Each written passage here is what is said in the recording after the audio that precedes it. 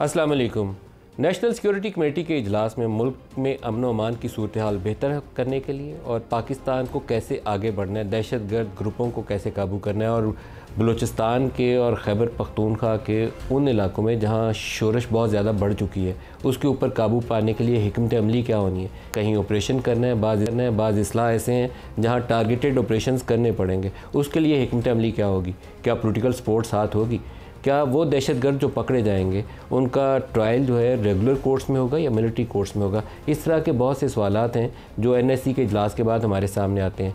इन्हीं इश्यूज़ के ऊपर बात करने के लिए आज हमारे शख्सियत हैं ख्वाजा मोहम्मद आसिफ, वफाकी वज़ीर दिफा। ख्वाजा साहब, बहुत शुक्रिया आप हमारे साथ शामिल हो रहे हैं। पहले तो ब्रॉडली आपसे पूछ लूँ, आपकी डायरेक्शन क्या होगी, इस पूरी स्ट्रैटेजी की हिकमत अमली क्या होगी? बहुत शुक्रिया मालिक साहब। बिस्मिल्लाहिर्रहमानिर्रहीम। देखें, स्ट्रेटजी जो है ना मल्टी प्रोंग्ड स्ट्रेटजी होनी। एक तो काइनेटिक है ना कि फोर्स इस्तेमाल की जाएगी फोर्स को काउंटर करने के लिए, ताकत के अगेंस्ट ताकत का इस्तेमाल होगा। और ये जो काइनेटिक ऑपरेशन है टारगेटेड एरियाज़ में होंगे? टारगेटेड एरिया, ये नहीं होगा कि आप एक लंबे चौड़े अक्रॉस द बोर्ड नहीं है, सर्टेन एरिया जो बहुत इन्फेक्टेड है, जो इन्फेक्टेड एरिया है जहाँ पे इन्फेक्शन ज़्यादा है, आइडेंटिफाई किए। ये तो मिलिट्री स्ट्रेटजी है, मैं उसमें उस पर एक्सप्लेन ये भी करना चाहेंगे, ठीक है?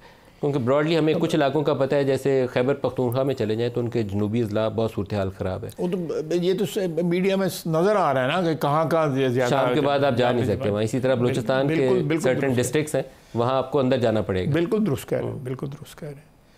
मैं दूसरी जो है ना, ये जो आपने मुझे सवाल किया है उसकी दूसरी डायमेंशन जो है मैंने एक जवाब आपको दे दिया है कि काइनेटिक जो है। दूसरी ये है कि जो लफ्ज़ इस्तेमाल किया गया है सॉफ्ट और हार्ड स्टेट का, मैं उसको soft state is an international term कि जो जिस मुल्क में खलफशार हो, लॉलेसनेस ज़्यादा हो जाए, टेररिज्म हो, निज़ाम हुकूमत कमज़ोर हो, उसको सॉफ्ट स्टेट कहते हैं। तो उसके मुकाबले में हार्ड स्टेट जो है वो नहीं आना चाहिए। यानी उर्दू में उसको कह सकते हैं कि रियासत मजबूत होनी चाहिए, मजबूत रियासत के जो अज़ा हैं मुज़मिल नहीं होने चाहिए। सही। ये एक गवर्न्ड बाय लॉ। या एब्सोल्युटली, बिल्कुल ठीक कह रहे हैं आप। इंटरनली भी जो है ना, इंटरनली भी जो डिलीवरेंस जो है ना वो उस लेवल तक जानी चाहिए जहाँ पे शिद्दत पसंदी के रुझानात जो है बढ़ते जा रहे हैं। इकोनॉमिक एक वन मेजर जो है बेरोज़गारी है, एजुकेशन नहीं है। फिर ये है कि पेटर्नाइजेशन का कल्चर बहुत ज़्यादा है। सियासतदान हम लोग जो है, एक पेटर्नाइजेशन का कल्चर है ना हमारा, कि हम 4 5 या 10 15 20 लोग जो हैं हमारे इर्द गिर्द होते हैं जिनको पेटर्नाइजेशन मिल रही होती है, आगे वो कुछ और को ले रही। लेकिन जो कोर पाकिस्तान की आवाम जो है ना उसमें एक सेंस ऑफ डिप्रीवेशन है, एक महरूमी का एहसास जो है। We have to take care of that. अगर हमने एक तो काइनेटिक पार्ट हो गया ना, लेकिन दूसरा आपको खास तौर पर बलूचिस्तान में बहुत सारे लोगों से बात भी करनी पड़ेगी, लोगों को इम्प्रेस करना पड़ेगा। मैं उसी पे आ रहा हूँ। लेकिन मैं उसको अंडर प्ले नहीं करना चाहता। उसकी अहमियत अपनी जगह जो आपने बात की है। क्यों इस वक्त रवायती लीडरशिप जो है उसमें बलूचिस्तान के अंदर वो ख़ुद कह रही है कि ये लोग हमारे काबू में नहीं रहे। वहाँ पे जो सरदार हैं, कबायली सरदार जो हैं, वहाँ पे ज़ोमा जो हैं, बुज़ुर्ग लोग जो हैं वहाँ पे जो सियासत में जो हैं, वो कह रहे हैं कि ये लोग हमारे कहने में नहीं रहे हुए, ये हमारे कहने से बाहर हो गए हैं। वो जिम्मेदारी डालते हैं वफाक के ऊपर कि जी आपने बहुत देर कर दी है इस मसले को हल करने में, जो भी मसला था। अब ये मसला जो है ना नौजवान नस्ल के हाथ में आ गया है और वो हमारी नहीं सुनते। जो पहाड़ों पे चढ़ गए, पहाड़ों पे पहाड़ों में तो 50 की दहाई से चढ़ते हैं। इसकी बुनियाद जो है, अगर आप इस सारी तारीख़ में जाएँ, नवाब नौरोज़ ख़ान जो मैं बलूचिस्तान की तारीख़ का एक बहुत बड़ा नाम है, उनको पहाड़ों से नीचे लाया गया। ट्रीटी थी, एक अरेंजमेंट के तहत उनको नीचे लाया गया और उनको फांसी दे दी गई।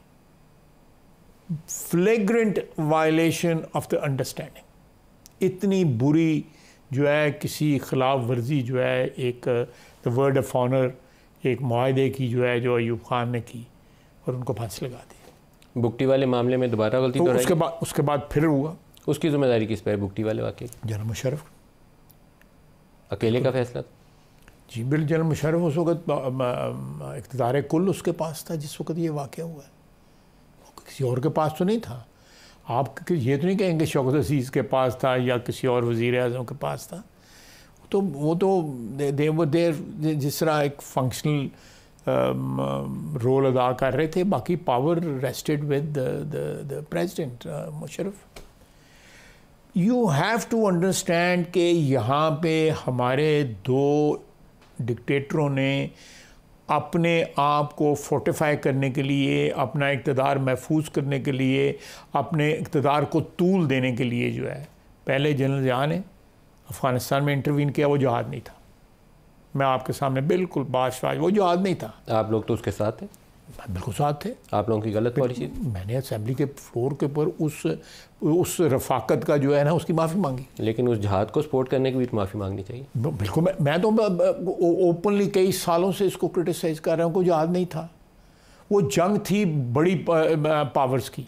वो सोवियत यूनियन अमेरिका की जंग थी, हम वहाँ पे चमचे थे उस जंग के अंदर। कहाँ जहाद आ गया? और 9/11 के बाद दोबारा मैंने वो अमेरिका में बैठ के स्टीवन कोल जो है, मैंने उनको इंटरव्यू दिया हुआ, उसमें ये बात मैंने कही हुई है।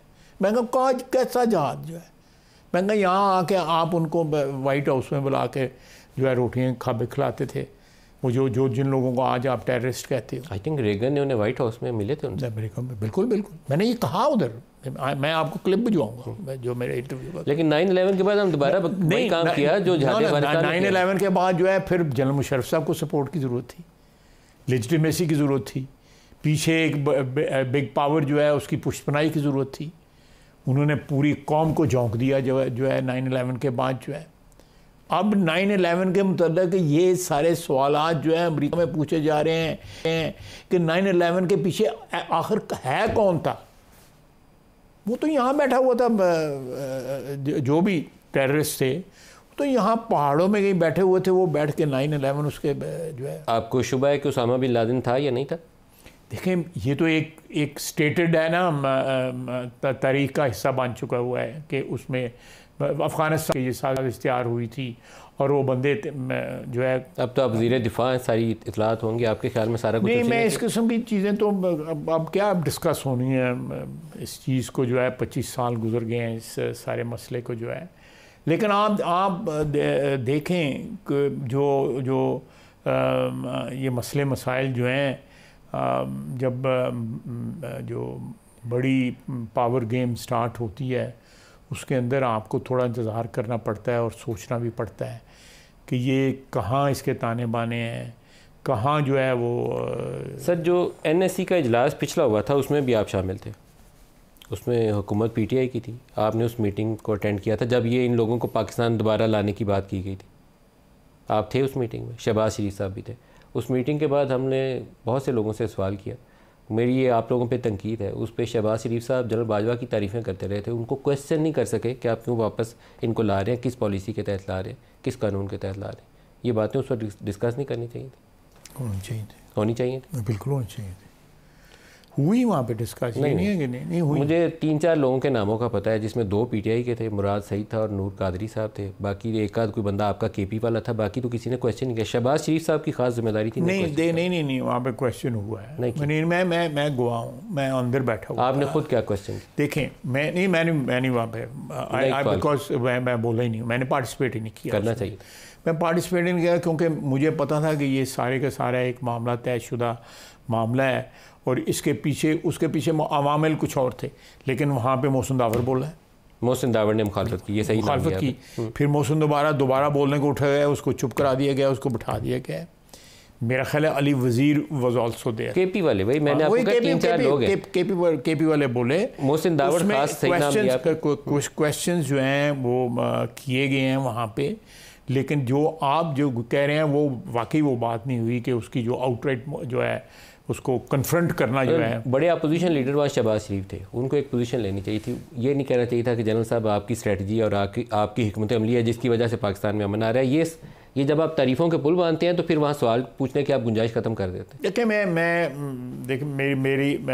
मुझे उस तकरीर की याद नहीं है, लेकिन मुझे इतना पता है कि वहाँ पे बहुत से लोगों ने एक आउटराइट उसको कंडेम या आउटराइट उसको अपोज, हो सकता है कम लोगों ने किया हो, लेकिन लोगों ने अपनी रिजर्वेशंस का इजहार ज़रूर किया था कि इसमें जो पोशीदा जो ख़तरात हो सकते हैं वो भी क्या, have you taken care of those dangers और those possibilities which could effect KP and rest of the Pakistan. ये इमरान खान की काबीना में गई, इमरान खान की काबीना जो है वो खामोशी से वही 2 बंदे और वो फिर आगे निकल गई, फिर आपकी NSC में आई, वहाँ से आगे निकल गई, फिर प्रेसिडेंशियल पार्डन हो गया 2 बंदों का, मुस्लिम खान का और महमूद का, और 200 बंदे आपने जेलों से छोड़ दिए, उसके ऊपर भी हम नहीं बोले।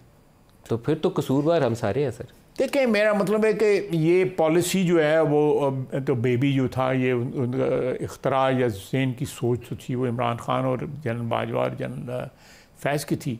आप कह सकते हैं कि हमें जितनी फोर्स के साथ या जितनी शिद्दत के साथ हमें अपोज़ करना चाहिए था, perhaps in hindsight we are wiser today, लेकिन उस वक्त हम इसकी जो रेमिफिकेशंस जो हैं, इसके असरात को जो है सही तरह गेज नहीं कर सके। उस पॉलिसी के नतीजे में कितने लोग अफ़गानिस्तान से पाकिस्तान आकर दोबारा रीसेटल हुए? देखिए उस वक्त जो बार बार वहाँ पे नंबर बताया जा रहा था को 4000 के लगभग के करीब। ये मीटिंग में NSC के इजलास के अंदर बताया गया? उधर ये कहा गया था कि नंबर जो है थाउजेंड्स के करीब जो है 4000 के करीब लोग हैं जो पाकिस्तान आ चुके हैं। नहीं, जिनको फिर बसाया गया यहाँ पे लाके उस पॉलिसी के तहत बसा दिया गया था। वो 4000 लोग बंदे कुछ आ चुके हुए थे उस पॉलिसी के तहत, वो ऑलरेडी सेटल थे, जिनके खिलाफ जो है स्वात के अंदर जुलूस भी निकल रहे थे उन लोगों के। ये महमूद खान और मुस्लिम आपने खुद नाम लिया उन लोगों को। इनको तो पार्डन दिया गया था ना। जो लोग अगर लीडर आके पार्डन हो गए तो लाजमी तौर पे निचले लेवल के लोग भी तो वहाँ पे आ गए ना। इन दोनों लोगों के लिए तो KP में मेरे ख्याल में पेशावर या एडजॉइनिंग एरिया में घर लेकर इनको वहाँ रखा गया था कि ये यहाँ रहेंगे। स्वात में वो जो लोग आए थे वो बॉर्डर पार करके दूसरी तरफ से आ गए थे, जिसके ऊपर लोग बाहर निकल आए थे जी। लेकिन नंबर 4000 के ऊपर हमने उस वक्त की एस्टेब्लिशमेंट से पूछा तो वो कहते थे 4000 का नंबर कहाँ बात किया हमने, बताएं। नहीं, वो तो सारे KP में आके फैल गए। जो आज जो जहाँ पे आके तश्कीलें रह रही हैं जिनकी तरफ, ये वही लोग हैं। ये तश्कीलें स्वात में भी आई थी, यही तश्कीलें बाकी इलाकों में भी आई। बिल्कुल वही मैं कह रहा हूँ, तो इनकी तरफ रहती थी ना जो वहाँ से लोग आए। आपका ख्याल है कि उस वक्त की एस्टेब्लिशमेंट ने अप्रूवल से आने दिया था? बिल्कुल उनके अप्रूवल से आया था। फिर बाद में हमने वाइप आउट क्यों नहीं किया? वाइप आउट क्यों नहीं किया? वो उस वक्त से जंग लड़ी, आज 2 साल से जंग लड़ी जा रही है टेररिज्म के ख़िलाफ़ जो है, जो शिद्दत आई है, जो ये सारी जो एक मल्टीप्लाई हुई है सारी की सारी, पिछले 2-2.5 साल से जंग लग रही है। आप बताएं कब से ये जंग लड़ी जा रही है? बलूचिस्तान में जो मैं गया हूँ वहाँ पे, इस बात को भी 2.25 साल हो गए। तो उस वक्त भी मैं यही प्रॉब्लम लेके गया वो था। जो लोग बलूचिस्तान में आए वो कहाँ से आए? बलूचिस्तान में जो है मैं समझता हूँ कि वो उनमें ज़्यादातर लोग जो है ना वो वहीं उसी सिस्टम में, ये मेरी असेसमेंट है सर। लेकिन उनके ताने माने ज़रूर हैं, ईरान में भी हैं, उधर भी हैं, क्योंकि दोनों साइड पे बलूचिस्तान है।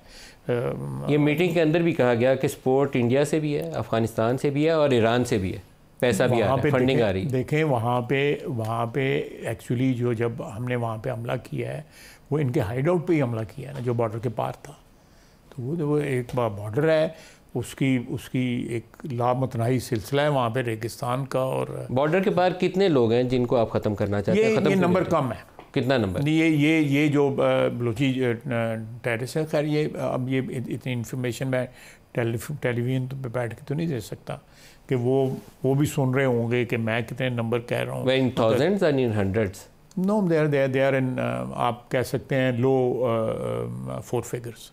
Lower 4 figures. तो उनके लिए हमारी हिकमत अमली क्या होगी? दोबारा काइनेटिक ऑपरेशन करने पड़ेंगे? काइनेटिक तो ऑलरेडी चल रहा है वहाँ पे, और बढ़ाना पड़ेगा। अगर ज़रूरत पड़ी तो उसको बढ़ाना भी चाहिए। क्योंकि ये जो आपका गाड़ी वाला वाक़या है, नौशकी वाला वाक़या है, ये किधर बन्नू में, उसके बाद तो देयर नो होल्ड्स बार्ड। बिल्कुल मैं वाइप आउट करेंगे, बिल्कुल होना चाहिए।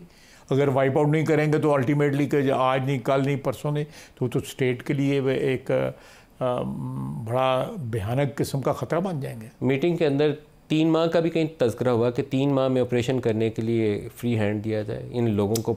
नहीं, मुझे कम से कम याद नहीं है। 3 महीने की मुद्दत का तज़किरा नहीं?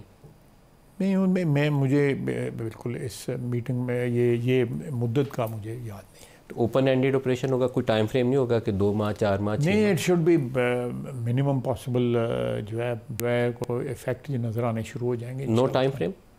मैं अब कल टाइम फ्रेम की जो है बात नहीं हुई। बात हुई होगी, लेकिन मैं आई कैन नॉट रिकॉल जो है। अगर हुई भी होगी तो मैं नहीं बताऊंगा। क्या ये बताया गया कि केपी मैं वो भी नहीं बताऊंगा बिकॉज उसकी प्रोसीडिंग्स तो क्लासिफाइड है। श्योर। केपी और बलूचिस्तान के कितने अंदर ये ऐसे दहशतगर्द मौजूद हैं, टेररिस्ट मौजूद हैं, मुसल्ला लोग मौजूद हैं जिनकी सफाई करनी है? ये तादाद हमें पता है? देखें, ये जो है केपी तालिबान जो है ना, जिनको हम पाकिस्तानी TTP जिसको कहते हैं, वो जो है आप कह सकते हैं मीडियम 4 फिगर्स में पाकिस्तान के अंदर वहाँ पे जाते। किसी ने बोला शायद 5-6 हज़ार की नंबर की बात, मीडियम 4 फिगर। तो यही नंबर कोर्ट हुआ मीटिंग में? मैं बैंकर की ज़ुबान इस्तेमाल कर रहा हूँ ना, तो वो लेकिन अक्रॉस जो है ना वो जो है इससे ज़्यादा है। वो 35,000 के करीब लोग हैं शायद। नहीं, वो फैमिलीज मिला के बच्चे 40,000 के करीब, बीवियाँ बच्चे उनकी औरतें मिला के। लेकिन आर्म्ड वहाँ पे जो है ना, मेरा ख्याल है कि ये अगर यहाँ 4-5 हज़ार हैं तो वहाँ पे हो सकता है 7-8-9 हज़ार, यानी टोटल आप कह सकते हैं 12-13 हज़ार जो आर्म्ड फाइटर्स हैं वो टोटल दोनों तरफ 12-13 हज़ार के करीब। इनमें से कुछ ऐसे भी हैं जिनको आपने बातचीत के जरिए इंगेज करना है, या पहला मरहला सिर्फ यही है कि उनको मार के कमज़ोर करना है? नहीं, मेरा ख्याल है पहले सॉफ्ट करना पड़ेगा उनको। करना पड़ेगा, बिल्कुल करना चाहिए। मैं तो एक पॉलिटिशियन की चीज़ से बात कर रहा हूँ, I am not a military strategist. Sir, लेकिन एक बड़ा सवाल ये है कि जब लास्ट टाइम आप ऑपरेशन शुरू किया था ज़रब-ए-अज़ब के वक्त, और कराची में भी आपने ऑपरेशन किया था, तो आपने मिलिट्री कोर्ट्स की प्रोविजन डाली थी सनसेट क्लॉज के साथ। अभी भी इस्टेब्लिशमेंट के हल्कों का ख्याल ये है कि दोबारा हमें इन दहशतगर्दों के केसेस फिर मिलिट्री कोर्ट्स में ले जाने, उसके लिए क्या करेंगे? मेरा ख्याल है कि जो उस वक्त जो कुछ किया गया था और एक कंसेंसस थी, सारी की सारी कौम जो है उस पर इकट्ठी थी, और उसके पार्लियामेंट ने भी जो है पूरी एक इज्तिमाई जो है वो सपोर्ट उसकी की थी।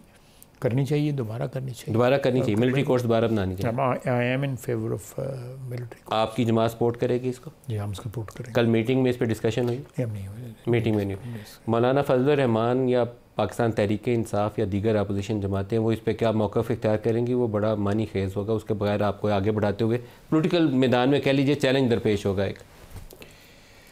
देखें, PTI ने तो अपने मौक़िफ़ का जो है वो इजहार कर दिया है कि वो तो कहते हैं जी हम ऑपरेशन के हक़ में नहीं है। हक़ में नहीं है, ये उन्होंने स्टेटमेंट दी है। लेकिन अंदर अली मीन गंडापुर साहब इजलास में थे, उन्होंने क्या कहा? उन्होंने आप कह सकते हैं कि बैन जो है हमायत भी की है, और उन्होंने मैं समझता हूँ कि ही वॉज ऑन बोर्ड। जो आपका ख्याल है वो ऑन बोर्ड थे? जो गुफ्तगू जो उसका सम टोटल मैं बता रहा हूँ कि ही वॉज ऑन बोर्ड। उन्होंने क्रिटिसिज्म जो है एक रस्मन जो है क्रिटिसिज्म भी किया है। किस चीज़ पे क्रिटिसाइज़ किया? जनरली कि हमारे साथ जाती हो रही है, मेरे लीडर के साथ जाती है। वो तो कहते हैं दहशत गर्दों के पर्चे हमारे ऊपर बनाए हुए हैं तो हम दहशत गर्द हैं, ये तो उन्होंने बोला है। ये उन्होंने कहा है, लेकिन दहशत गर्दी के पर्चे मेरे पे भी बने हुए हैं। तो मैंने कोई अच्छा काम तो नहीं है सर, ना आपसे बनाना है हमारे। ये अच्छा काम नहीं है, किसी भी हुकूमत को नहीं करना चाहिए। तो इससे तौबा कर लेते, उसी इजलास में बैठ के तौबा कर लेते, ताकि असल दहशतगर्दों के ऊपर मुकदमे बनने शुरू। देखें, ये मेरा ख्याल है कि इस वक्त फोकस जो है ये जो बाद में क्या कहते हैं मॉपिंग अप जो है वो स्टेप्स भी लेने पड़ेंगे, वो दे आर एसेंशियल। लेकिन फ़िलहाल जो कोर जो नासूर है उसको तो कम से कम ऑपरेट करके जो है इस मुल्क के बदन से जो है जुदा करना चाहिए। सर, इसमें सियासी यकजहती जो है ना बड़ी मैटर करती है। आपने जब कराची में ऑपरेशन किया था, पूरी कौम आपके पीछे खड़ी थी। आप कराची अर्बन एरिया के अंदर इतना बड़ा ऑपरेशन सक्सेसफुली लॉन्च करके आप कराची में अमन बहाल कर लिया। ज़रब-ए-अज़ब आपने किया, इलाके पूरे खाली कराए, पूरा एक शहर खाली कराया, दोबारा लोगों को आबाद किया। वो भी लोगों ने आपको पॉलिटिकल सपोर्ट आपके साथ थी, बैकिंग थी, ओनरशिप थी। अभी वो लैग कर रहे हैं, आपकी अपोजिशन इजलास में नहीं आई। बट दैट डजंट मीन कि ये नहीं करना चाहिए। उसकी वजह से करना तो चाहिए, लेकिन नहीं, पॉलिटिकल लीडरशिप ऑन बोर्ड हो तो ज़्यादा अच्छी बात। पॉलिटिकल लीडर जो है जिनकी आप बात कर रहे हैं PTI की, they are not interested in, they are interested only in Imran Khan. उनका अव्वल और आखिर जो है मकसद और मतमा नज़र जो है इमरान खान है। बाढ़ में जाए पाकिस्तान, वो कहते हैं कि खान नहीं तो पाकिस्तान नहीं, ये नारा है उनका। सर, पॉलिटिकल स्लोगन तो साइड पे रख देते, लेकिन आप उनकी लीडरशिप को भेज देते। पॉलिटिकल स्लोगन साइड नहीं कर सकते। ये एक माइंडसेट की जो है वो ट्रांसलेशन है। मैंने परसों ये याद दिलाया ना, तो वहाँ पे असद कैसर साहब ने कहा जी कि नहीं ये हमारा नारा नहीं है। तो जिस खातून ने नारा जो है लगाया हुआ है ये, वो उठ के बाहर चली गई और उसने जाती दफ़ा कह गई कि मेरा ये नारा आज भी हमारा है, आप जो मर्ज़ी कह लें। वो तो सिर्फ एक सियासी बात कर रहे थे ना कि ज़रा मिट्टी पान वाली गल कर दे पसंद असद कैसर साहब, लेकिन दिस इज़, तो देखें आप देखें कि एक कौमी मसला है, ये मसला शहबाज शरीफ का नहीं है, ये मसला जो है बाकी लोगों का नहीं है, पीपल्स पार्टी का नहीं है, ये कौमी मसला है। इर्रिस्पेक्टिव ऑफ द फैक्ट कि इमरान खान कहाँ पे है, आपको उसमें पार्टिसिपेट करना चाहिए था। आपको उसका पॉलिटिकल फ़ायदा भी होता, कौम को भी फ़ायदा होता, सिस्टम को भी फ़ायदा होता, इस इनिशिएटिव को भी फ़ायदा होता। आपने उससे जो है गुरेज किया उस पार्टिसिपेशन। लेकिन आप उसकी लीडरशिप को भेज देते, उन्हें इमरान की मंजूरी चाहिए थी ना, मोहर चाहिए थी, भेज देते कि मिल के आके इजलास में बैठ जाते। देखें ये उन्होंने रात के 12 बजे तक तो ये डिमांड भी नहीं की थी। उन्होंने हमें लिस्ट भी दे दी थी कि ये हमारे बंदे डाल, तो रात के 11-12 बजे जाके उन्होंने जो है मुकरे हैं वो। तो सुबह सवेरे आपने जाना था, अडयाला जाएँ, ये कौमी मसले के ऊपर लेटा तो नहीं जाता, फिर इस तरह तो नहीं ना होता मलिक साहब कि मेरा मतलब है कि जस्ट एक बंदा जो है वो नखरे भी करे, अपने मुतालबे भी मिलाए, जिसका कौमी सिचुएशन से कोई ताल्लुक़ नहीं है, वो ये भी मुतालबा करे कि मुझे ट्रेडमिल दे दो, ये भी मुतालबा करे मुझे एक्सरसाइज के लिए मशीन दे दो, ये भी मुतालबा करे कि मैंने आर्टिकल लिखने हैं, ये भी मुतालबा करे कि मुझे फ़लाँ से मुलाकात करा दो। मैं कैद रहा हूँ, उसकी हुकूमत में कैद रहा हूँ। हमारे 2 दिन होते थे जिनमें मुलाकात में एक टेलीफोन के दिन होता था, टेलीफोन कर सकते थे हम अपने अजीज़ों का 10 मिनट के लिए, और एक दिन मुलाकात का होता था। यहाँ पे तो मेरा मतलब है दावतें खाई जा रही हैं, खाबे खाए जा रहे हैं, सारी दुनिया आ रही है जा रही है, सियासी मीटिंगें हो रही हैं। कहाँ होती थी मियाँ नवाज शरीफ के साथ, कहाँ होती थी शहबाज शरीफ के साथ, किसी के साथ नहीं होती। सर पिछले 10 सालों में जो कुछ हमने पाकिस्तान के साथ किया है ना, वो जो सॉफ्ट स्टेट आपने अभी टर्म बोली है ना, एक वक्त में नवाज़ शरीफ, मरीम नवाज़, ख्वाजा आसिफ, ख्वाजा साद, शाहिद खाकान अब्बासी, मिफ्ता इस्माइल, राना सनाउल्लाह, तमाम आपकी लीडरशिप जेल में। उधर से आसिफ जरदारी, उनकी बहन, बाकी उनके कई सरकर्दा लीडर जेल में। अब आप लोग बाहर हैं, अब PTI जेल में। तो ये नहीं, मेरा आपने ये इक्वेट नहीं कर सकते। देखिए हमने सारी लीगल उनको फैसिलिटीज़ पर प्रोवाइड की हुई हैं। वो उनके ऊपर केस जो है उसका बाकायदा केस चला। मेरे ऊपर आज तक मैं 2 दफ़ा नैब की कैद में रहा हूँ। 6 महीने मुशर्रफ के वक्त रहा, 6 महीने अब रहा। मुझे किसी स्टेज भी नहीं बताया गया कि तुम्हारे खिलाफ चार्ज क्या है। मुझे मेरे इंटेरोगेटर पूछते थे, ये फ़लानी रिमिटेंस मैंने डिक्लेयर की हुई है, टैक्स दिया हुआ है, मैंने डिक्लेयर किया हुआ है, मेरी फ़लाँ जगह इन्वेस्टमेंट है। उसके ऊपर मेरे पर आर्टिकल 6 का मुकदमा बना दिया गया। शफ़कत महमूद साहब अभी भी ज़िंदा हैं, आप कहीं छुप के बैठे हुए हैं कत्ल तल्लक करके पार्टी के साथ। उन्होंने बाकायदा प्रेस कॉन्फ्रेंस की मेरे ख़िलाफ़ आर्टिकल से। तो ये मेरा अपना ख्याल है कि ये दोनों सिचुएशन कंपेयर नहीं की जा सकती। जितने हकूक़ इस वक्त मुयस्सर हैं उनको, वो हकूक़ जो थे हमारे जब हम कैद थे हमें नहीं दिए गए जो है। ख्वाजा साहब ये गुफ्तगू जारी रहेगी, एक ब्रेक ले लें जी, हमारे साथ रहिएगा।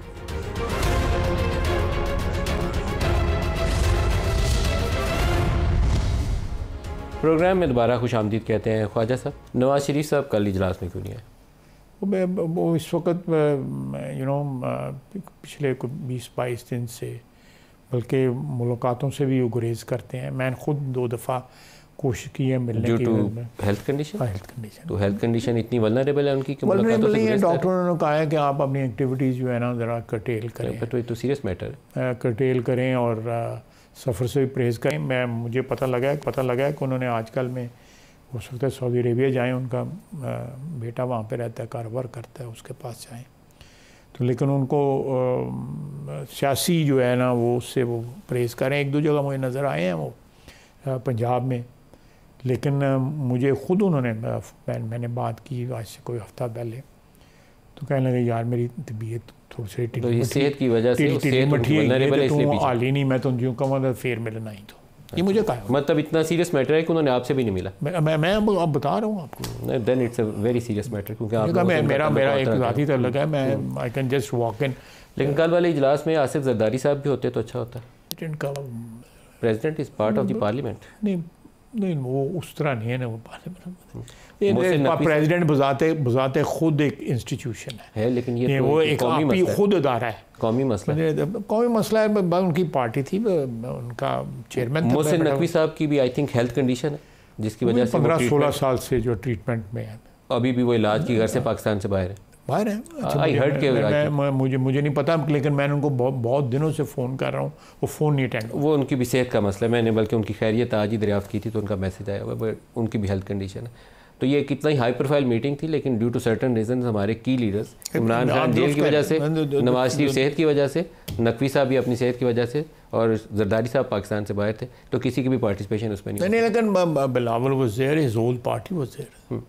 सर कभी इंटरनल अकाउंटेबिलिटी का सवाल पूछा गया मीटिंग में? अभी कल वाली में या पिछली दफ़ा आपने 2 मौके बताए, जैसे जहाद अफ़गानिस्तान आपका ख्याल था कि गलत फ़ैसला किया गया, 9/11 के बाद हमने जहादियों को दहशतगर्द बना के फिर अमेरिका का साथ दिया, आपने दोबारा कहा गलत फ़ैसला किया, ज़रब अज़ब करके हमने मार के भगाया, फिर हमने उनको रीसेटल कर लिया।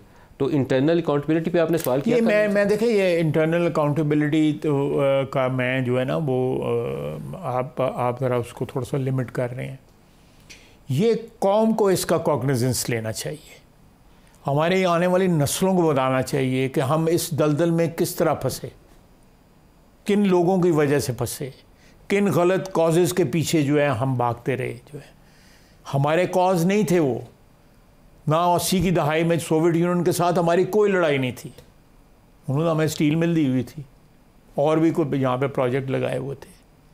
हम अमेरिका की खुशनुदी के लिए जो है हमने एक बड़ी ताकत को जो है अपने आप से दूर रखा। मैं आपको एक एग्ज़ाम्पल देता हूँ, हमारे यहाँ पे स्कॉलरशिप्स आते हैं, ये सिविल सर्विस और दूसरे जो होते, मैं लेवरॉफ के साथ मेरी बातचीत हो रही थी, वह फॉरेन मिनिस्टर था, तो मैंने उसको कहा, मैंने कहा excellency you know way back in the 50s and 60s हमारी ओरिएंटेशन जो है इंटरनेशनल पॉलिटिक्स में was with the West, and we were so overwhelmed by the propaganda and by our relationship with the West कि हमें Soviet union का बड़ा negative था। लेकिन मैं यहाँ पे 4-5-6 दफ़ा आया हूँ एज डिफेंस मिनिस्टर और फॉरेन मिनिस्टर, तो हमारी ओरिएंटेशन जो है ना उसमें जो है आहिस्ता आहिस्ता जो है ना करेक्शन आ रही है। कल इजलास में किसी ने सवाल पूछा, नहीं मैं ये आपको एक मिनट, करेक्शन आ रही है। उसने आगे से पता क्या जवाब दिया, उसने कहा नहीं अभी भी वो सूरत हाल जो है चेंज नहीं हुई रेडिकली, ये मैं आपका जवाब दे रहा हूँ। मैंने कहा किस तरह? कहता है पिछले साल हमने 200 स्कॉलरशिप्स आपको भिजवाए, मेडिसिन के और इंजीनियरिंग के, आप बताएं आपने कितने इस्तेमाल किए? मैंने कहा मुझे नहीं पता, मैं रेलेवेंट नहीं हूँ इसमें। कहता सिर्फ 16। ये तो जुल्म है, अगर आप बाकी हमने लैब्स होने दिया तो ये तो ज्यादती किया हमने लैब्स के। वो कहता है कि आपको अमेरिका से आ जाएं, ब्रिटेन से आ जाएं, स्कॉलरशिप जो है आपकी लाइन लग जाती। ये मैं ऑफिशियल उसमें पार्लेज में जो है ये बात हो रही है। तो ये we have to you know, हमें अपनी जो है ना क्या कहते हैं कि ड्रिफ्ट करता है। उसके बाद हम पिछले 6, 8, 10, 15, 20 साल से जब से हमने सोवियत यूनियन ख़त्म हुआ है और रशियन फेडरेशन के साथ हमारे तल्लुकात बहुत बेहतर हो गए हुए हैं, बहुत बेहतर हो गए हुए हैं। लेकिन हमें जो है ये चीज़ अंडरस्टैंड करनी चाहिए और नई जनरेशन को ये चीज़ अंडरस्टैंड करानी चाहिए कि हमारी तारीख़ क्या है। हमारी तारीख़ से ना बल्द हैं, हमारी पूरी नस्ल, 2 नस्लें ना बल्द हैं। मैं अभी एक पॉडकास्ट में बैठा हुआ था, दोस्त हैं बरखुरदार हैं, मैंने कहा आपको पता है कि पाकिस्तान में 3 रिपब्लिकन पार्टी थी और उसकी हुकूमत थी जिसको अयूब खान ने ओवरथ्रो किया।